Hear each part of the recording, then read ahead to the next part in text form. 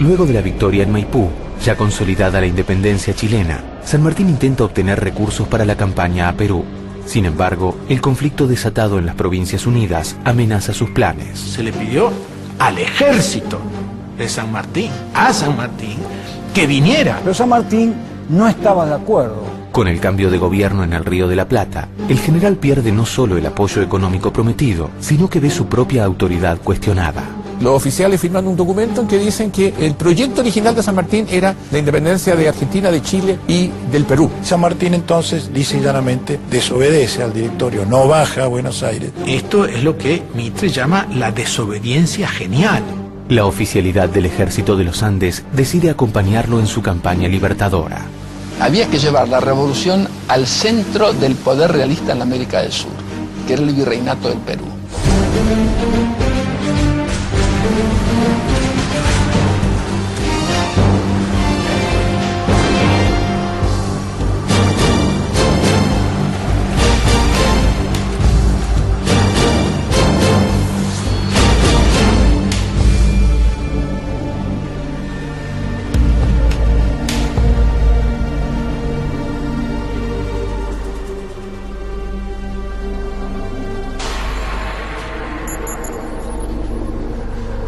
Luego de la firma del Acta de Rancagua, con el apoyo del gobierno chileno, comienzan los preparativos de la expedición a Perú.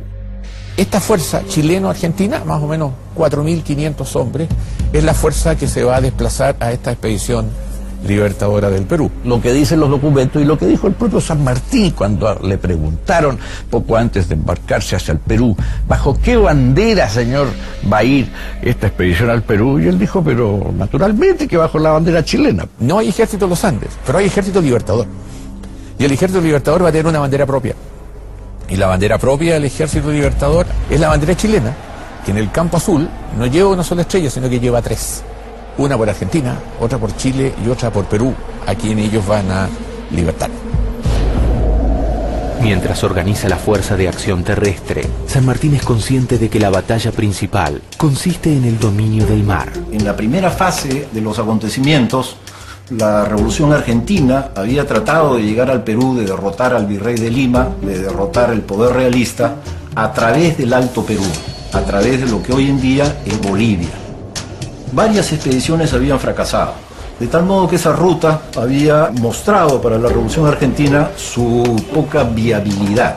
Había que llevar la revolución al centro del poder realista en la América del Sur.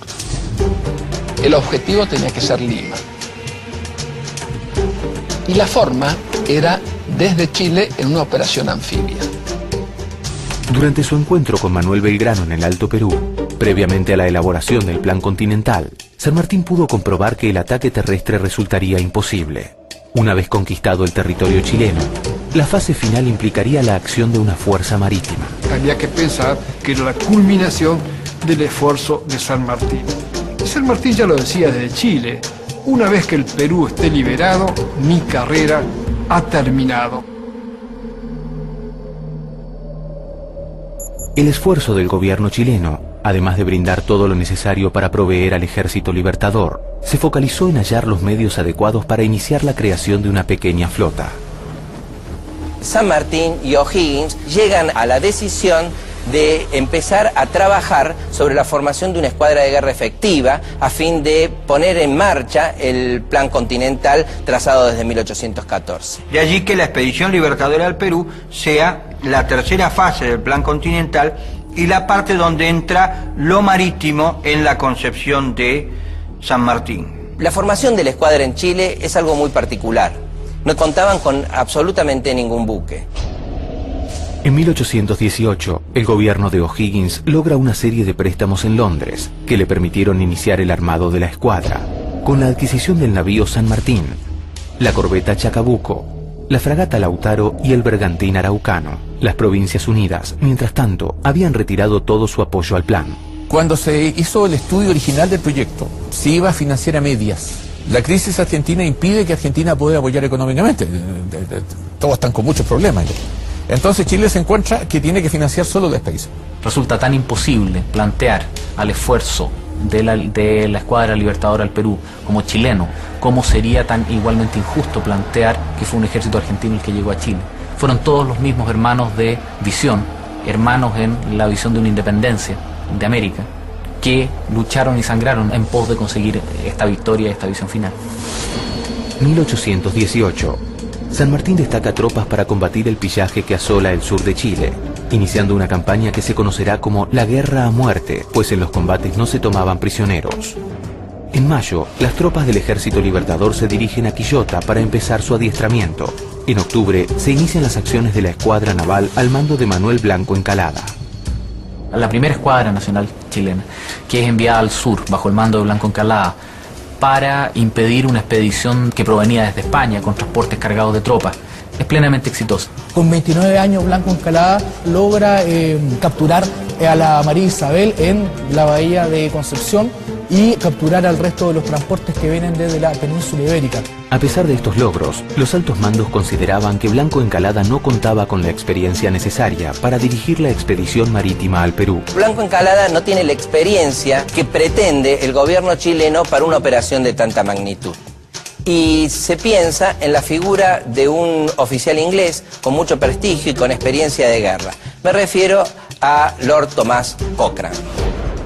Se contrata a Cochrane, quien es ya el marino profesional que va a convertir esta primera Escuadra Nacional en una marina, cosa que es completamente distinta. En diciembre de 1818, Blanco Encalada le entrega el mando de la escuadra al almirante Thomas Cochrane, conocido como el Lobo del Mar, por su atrevida y exitosa actuación en las guerras napoleónicas. La acción de Cochrane conseguirá, en poco más de un año, elevar la dotación de la escuadra y logrará una acción brillante con la toma del bastión de Valdivia. Valdivia y Chiloé eran enclaves importantísimos que todavía estaban en manos realistas cuando se proclama la independencia en febrero del año 1818, es decir, un año después de Chacabuco. Cochrane se toma Valdivia y eso significa que priva a los realistas de su base de operaciones en Valdivia. Ahora solamente queda Chiloé como punto de apoyo trascendente, digamos, y libera las manos de una parte importante del ejército patriota para empezarse a preparar para la campaña al norte. Hay que pensar en la complejidad de una operación de esta magnitud. 4.500 hombres que tenían que ser trasladados desde Valparaíso hacia el Perú. Tenían que llevar barcos de guerra con todos los pertrechos militares que les permitieran operar después en tierra. Durante 1820, la escuadra chilena que emprendería la expedición a Perú estaba conformada por 17 navíos de transporte, 12 cañoneras y 9 buques de guerra. El buque insignia, la fragata O'Higgins, de 1.200 toneladas, poseía 50 piezas de artillería. El Ejército Libertador contaba con 4.000 soldados y casi 600 oficiales. El general en jefe era San Martín y Gregorio Las Heras se desempeñaba como jefe del Estado Mayor.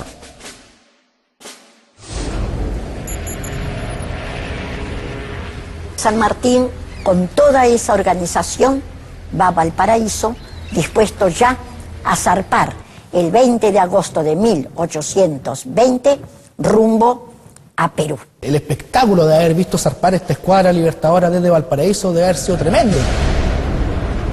Ver esta cantidad de buques con las embarcaciones debe haber sido un espectáculo notable, digamos, y lamentablemente muy poca gente recuerda eso en la historia chilena.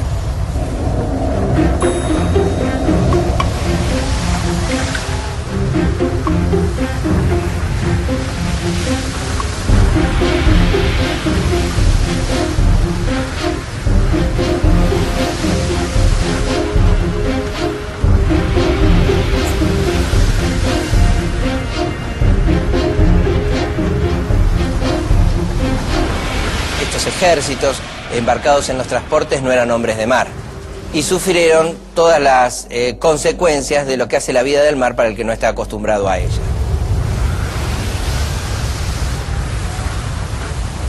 Por lo tanto, esta gente, digamos, cuando estaban al cuarto día de navegación y lo agarraba, digamos, un viento sur que era bastante violento, digamos, en el mar abierto, eso minaba la moral y mucha gente, yo creo que inclusive, debe haber pensado seriamente en desertar en el primer puerto.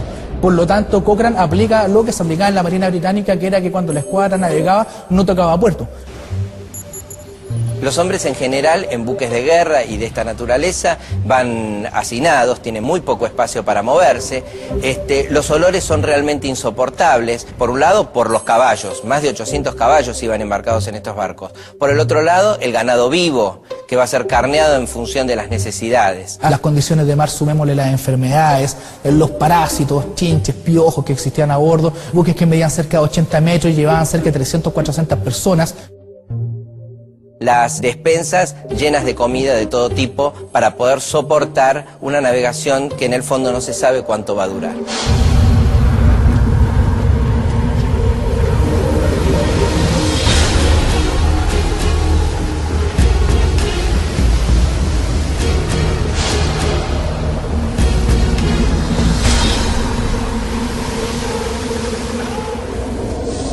...1820...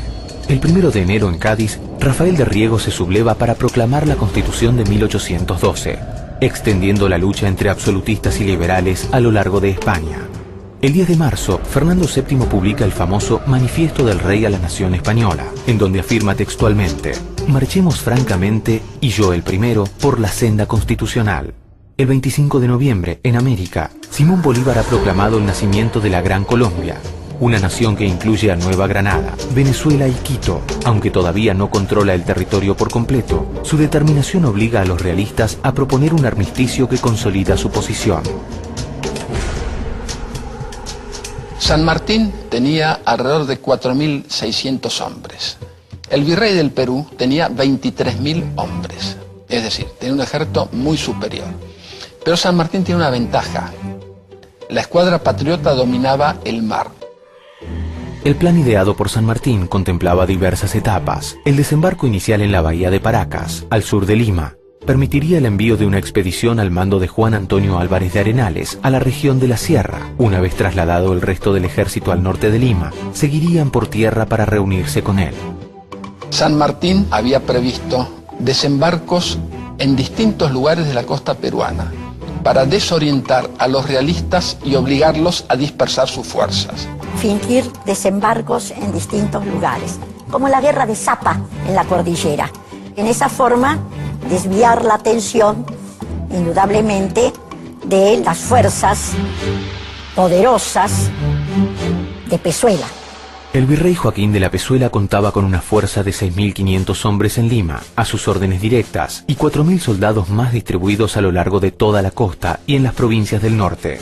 La reserva se encontraba en Arequipa, 1.300 hombres al mando del brigadier Ricafort. En el Alto Perú, Ramírez Orozco dirigía unos 6.000 hombres, 5.000 soldados más entre la guarnición del Callao y las unidades de milicias de la capital. El total suponía un ejército de 23.000 hombres. Tras la partida en agosto desde Valparaíso, el 7 de septiembre, la flota ancló en la bahía de Paracas, donde desembarcaron las tropas de las Heras para ocupar la guarnición realista de Pisco.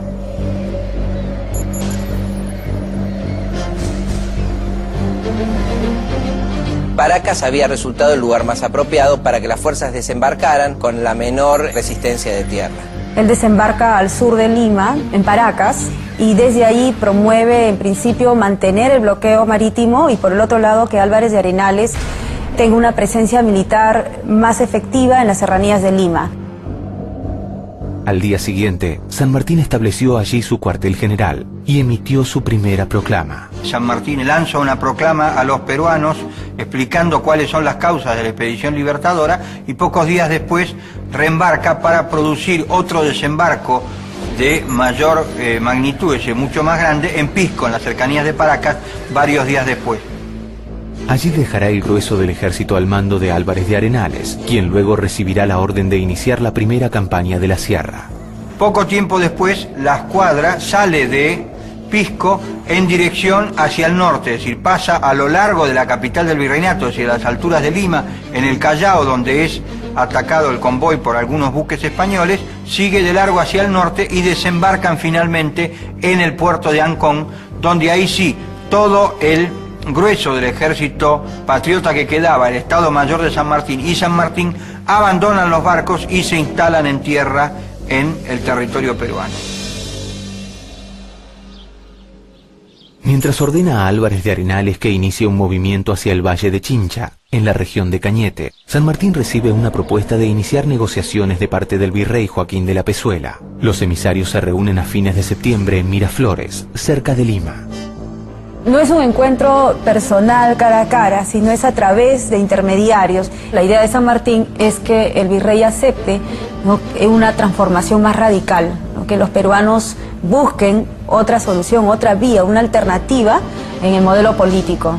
De parte del virrey la idea era que San Martín se retire, ¿no?, porque las reformas ya estaban en la Constitución de Cádiz. Los realistas solicitan que el Ejército Libertador reconozca la Constitución Liberal Española. Los patriotas rechazan la propuesta, pero se firma un armisticio que paraliza las hostilidades y el movimiento de las tropas hasta el 4 de octubre. Llega el 4 de octubre e inmediatamente San Martín ordena a Álvarez de Arenales que inicie su campaña a la sierra.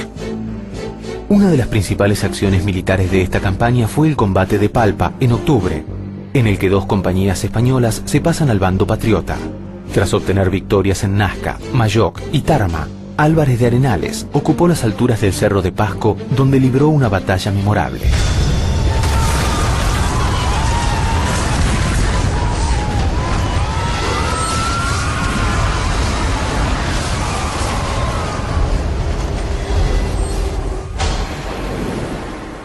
Mientras tanto, San Martín trasladó su ejército iniciando la ocupación de la zona costera. Finalmente, la campaña de asedio a Lima se completaba con el bloqueo marítimo. Desde Huacho, la escuadra libertadora, al mando de Cochrane, ya como operación naval específicamente, realiza un par de incursiones hacia el sur como para alarmar y atacar al puerto del virreinato. El principal objetivo de la escuadra consistía en la toma del puerto de El Callao, una empresa audaz pero imprescindible para lograr el avance sobre Lima. Lord Cochrane decidió preparar una acción que facilitaría el ataque, la captura de la fragata Esmeralda, el buque insignia de la flota realista.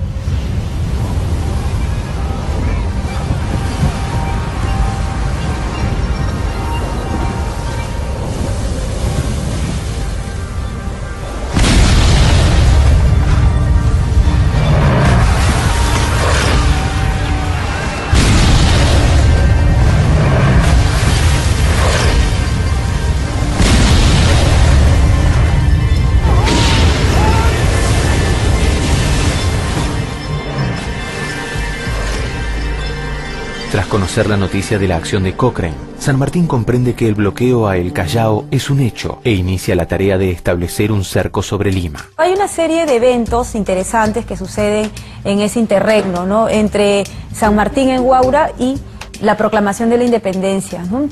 Por ejemplo, hay todo un batallón de españoles que se pasan al bando patriota, ¿no?, el batallón Numancia, y eso va a ser uno de los detonantes para que los españoles sientan que están perdiendo. La idea de San Martín dio resultado. Fue ganándose de a poco a la población peruana y fue desgastando a los realistas. La situación en España, donde se consolida el nuevo poder constitucional, genera un nuevo espacio para la discusión en Lima, donde la escisión entre absolutistas y liberales reproduce el escenario peninsular. Hay una sensación de incomodidad de parte de los militares porque Pezuela no da el golpe, ¿no? Ellos se sentían superiores, numéricamente son más, tienen muchas armas, pero sin embargo Pezuela no toma la decisión de frenar a San Martín y este ejército que estaba al sur de Lima, ¿no? La Serna presenta un plan militar para aplastar definitivamente este ejército de San Martín, que no es aprobado por Pezuela. Hay un enfrentamiento entre ellos y finalmente el ejército le dará un golpe de estado en motín de Asnapuquio que termina con el retiro del virrey Pezuela. El 29 de enero se desata una sublevación contra el virrey Pezuela y en su lugar es nombrado virrey el general de la Serna. De la Serna va a enviar delegados a San Martín para iniciar conversaciones y tratar de llegar a algún arreglo.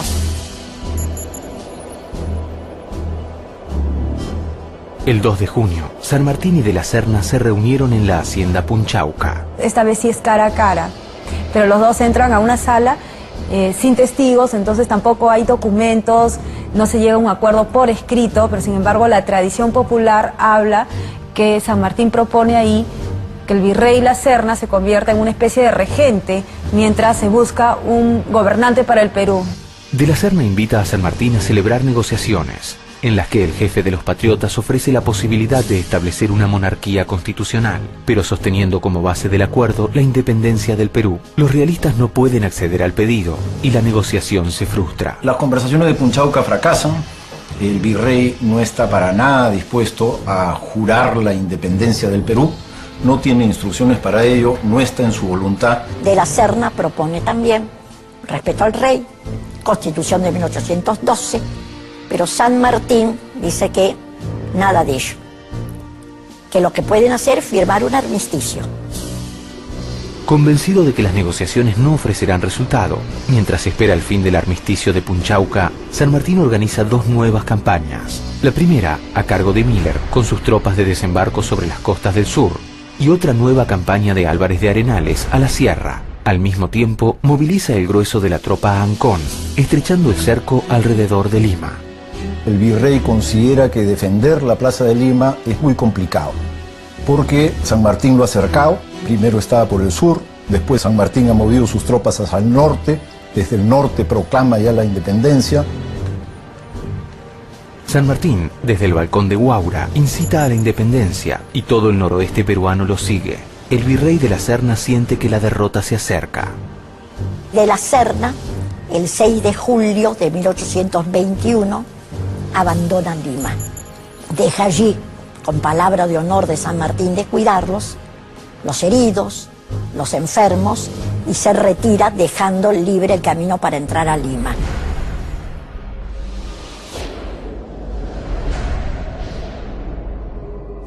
San Martín va a entrar a Lima, pero entra de noche, escondido, ¿no? Recorre la ciudad, observa cuál es el panorama y después recién su presencia se hace pública.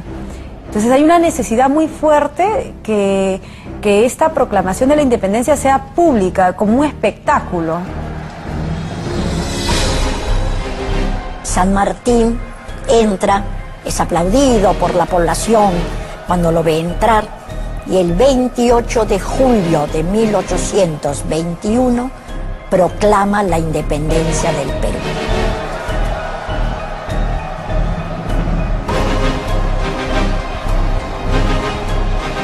En ese momento hay una apoteosis en Lima, todo el mundo está con San Martín, el 28 de julio de 1821 es una ceremonia multitudinaria, quienes firman el acta de la independencia son cientos de personas. El espectáculo de la proclamación de la independencia era necesario para que toda la gente participe de esto y de alguna manera también que interioricen el cambio. Pero la pregunta que se instala es, ¿cuántos estaban convencidos de sostener la independencia? San Martín tuvo mucha oposición en Lima porque, digamos, había un entramado social de siglos, afecto obviamente a la dominación española. La sociedad colonial no es homogénea, está más bien dividida por profundos principios diferenciadores. Hay una enorme distancia entre las clases sociales, y las clases sociales son muy diversas. Negros, mulatos, esclavos, los indios, con los cuales no se hablaba ni el mismo idioma, ni se compartía una cultura. San Martín tiene que tratar de aglutinar a todos, que toda esa gente tan heterogénea, tan diversa, apuesten por la independencia.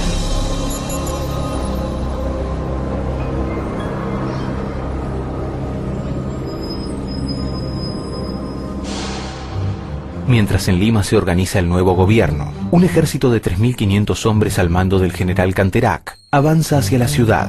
La defensa organizada por San Martín desvía la marcha de los realistas, quienes se reúnen con los defensores de El Callao.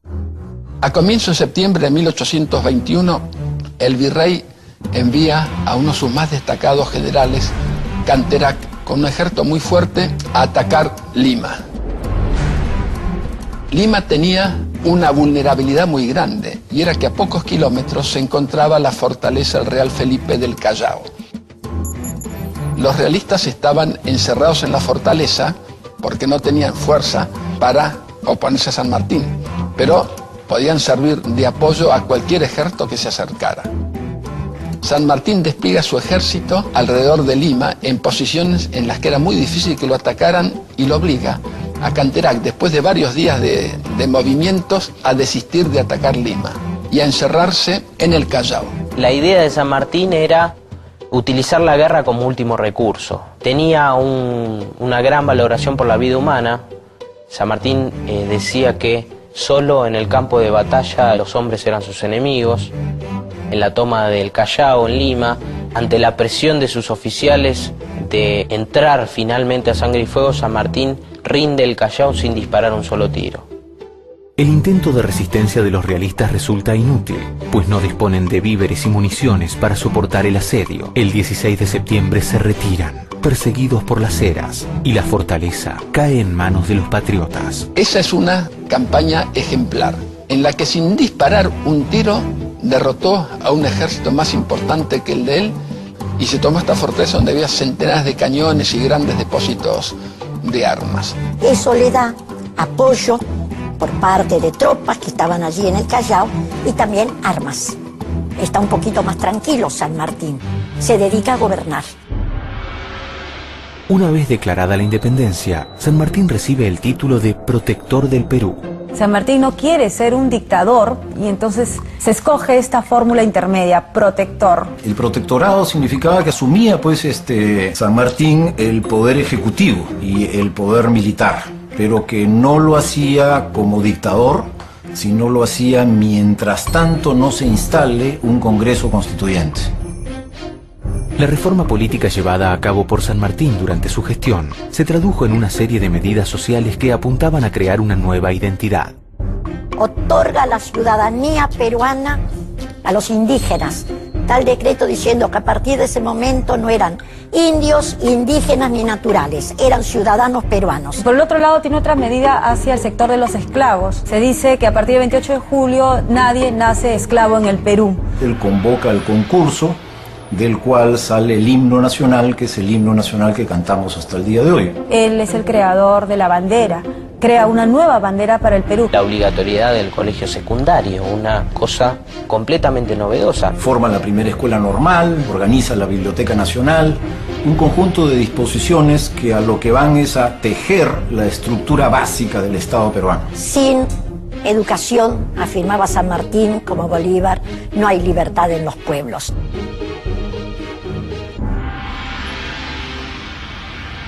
Es un reto muy grande el que tiene San Martín en manos, porque en primer lugar la gente no toma partido al 100% todavía por el proceso de independencia, y por el otro lado hay profundos debates sobre el sistema que Perú debe escoger. La forma de gobierno propiciada por San Martín para manejar los destinos del Perú era la de una monarquía constitucional, pues temía ver repetida en el recién liberado territorio la situación interna que por entonces desangraba a las Provincias Unidas.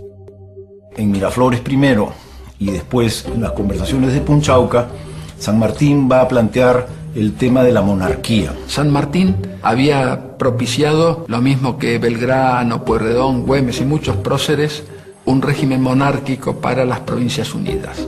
Lo mismo propuso para el Perú. ¿Cómo? San Martín y Belgrano eran monárquicos. Y sí, eran monárquicos porque la monarquía era el sistema político más vigente, de mayor arraigo en la época. Había muy pocos republicanos. El tema de la monarquía era declarar al Perú independiente, pero conformar un reino y traer como rey a un monarca europeo. De tal modo que, liberado el Perú, este sea una monarquía constitucional. La idea de San Martín era que fuera una monarquía constitucional, donde el rey fuera un símbolo, pero se gobernara a través de las cámaras de representantes del pueblo. Me parece muy interesante que San Martín no impone por la fuerza sus ideas monárquicas, ¿no? Lo que él buscaba era el consenso.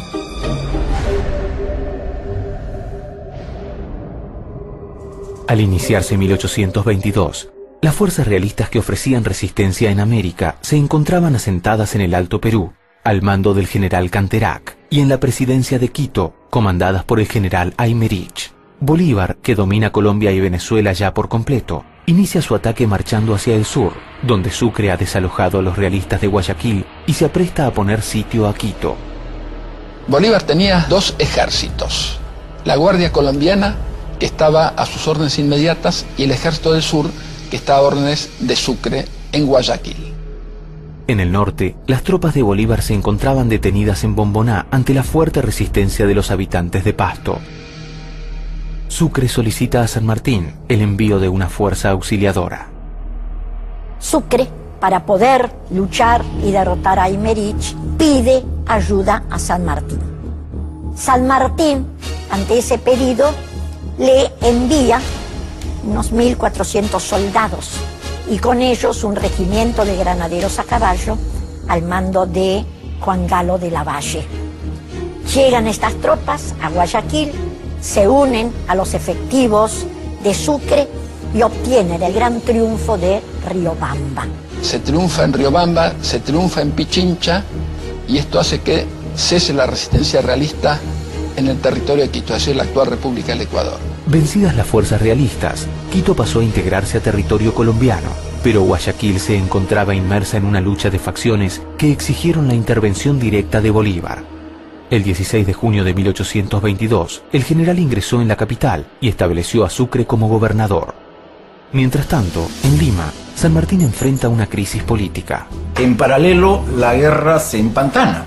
Hay una expedición militar que no tiene mayor éxito. Macacona es la batalla en la que pierden las fuerzas patriotas y esto va a ser tomado por los enemigos de San Martín como una propaganda intensa en contra del régimen. Entonces eso precipita que San Martín busque ayuda. El ejército del virrey está íntegro, está intacto, se está robusteciendo en ese mismo momento en la sierra, de tal manera pues que el enemigo se le ve poderoso. Era necesario tener una fuerza militar para resistir. San Martín no tenía esa fuerza, no tenía el apoyo de Buenos Aires, tampoco Chile se lo podía dar. San Martín solo no podía. En el interior del Perú, los realistas al mando del virrey de la Serna y el general Canterac conservan una fuerza de 15.000 hombres. San Martín resuelve solicitar ayuda a Bolívar para eliminar el último vestigio de dominio español. No tener un ejército bien preparado, numéricamente superior al español, hace que San Martín piense en soluciones, ¿no? Por un lado, la solución externa es convocar a Bolívar. Él pensó que Bolívar le podía dar los refuerzos necesarios y esa es la gestión que hizo. Él le había dado tropas a Sucre, correspondía a la acción, pero para ello tenían que entrevistarse.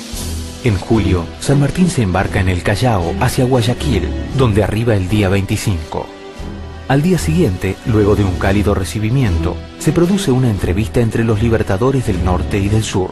La entrevista con Bolívar se produce en un momento especial. El momento es cuando Bolívar ha obtenido una importante victoria militar, Pichincha, que le permite liberar el actual Ecuador. En ese marco, ¿no?, tanto del éxito brillante militar de Bolívar y la discusión de la peruanidad de Guayaquil, se lleva a cabo la entrevista de los dos libertadores. La reunión en Guayaquil son el 26 y 27 de julio de 1822.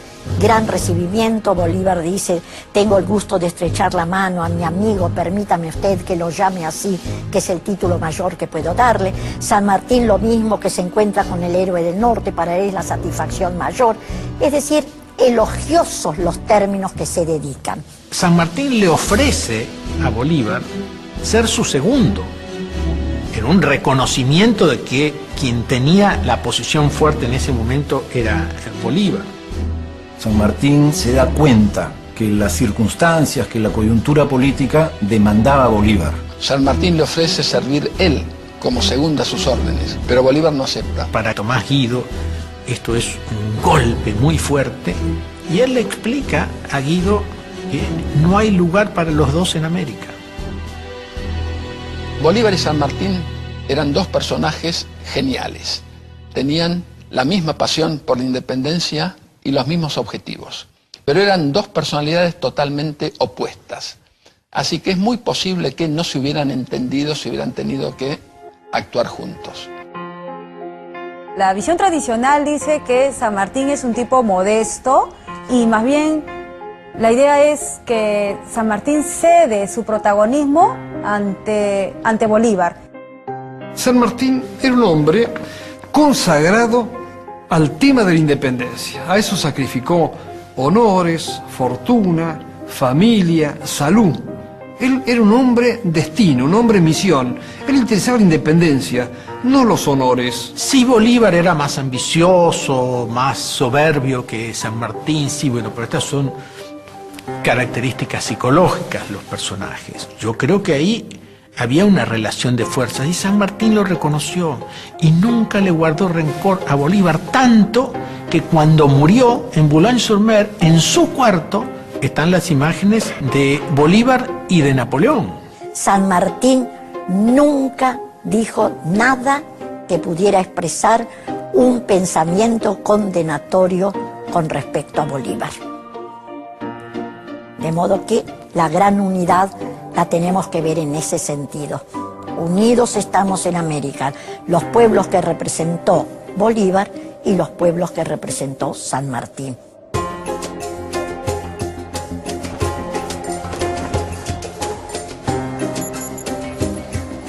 San Martín finalmente comprende que su presencia resulta un obstáculo para la unión de los ejércitos del sur y del norte.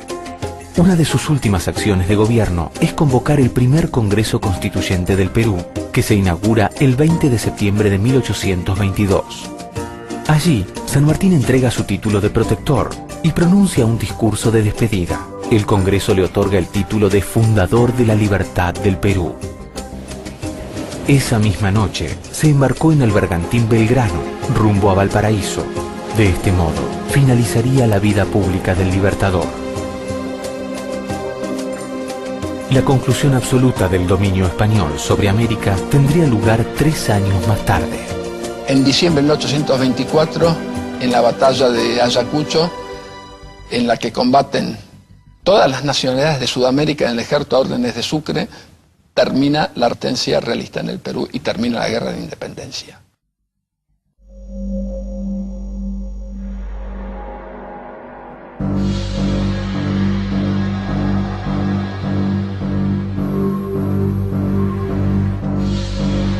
José de San Martín dedicó su vida activa a una tarea que engrandeció la historia de los pueblos americanos: la conquista de la libertad. Su decisión de sumarse a la gesta emancipadora, plasmada en el combate de San Lorenzo, posibilitó a las Provincias Unidas consolidar su posición frente al Imperio Español y declarar la independencia en el Río de la Plata. La ejecución de su plan continental, tras el cruce de los Andes, extendió ese logro a Chile. Vencedor en Chacabuco y Maipú, brilló por su capacidad para la estrategia militar, obteniendo victorias que restauraron la patria chilena para siempre. La campaña de liberación del Perú, territorio en el que condujo sus ejércitos desde el mar hasta la sierra, culminó con la creación de un nuevo Estado soberano y la emancipación completa de la América hispánica. 2 siglos después de aquella heroica gesta, su figura sigue presente y su legado permanece vivo en nuestra memoria y nuestra identidad.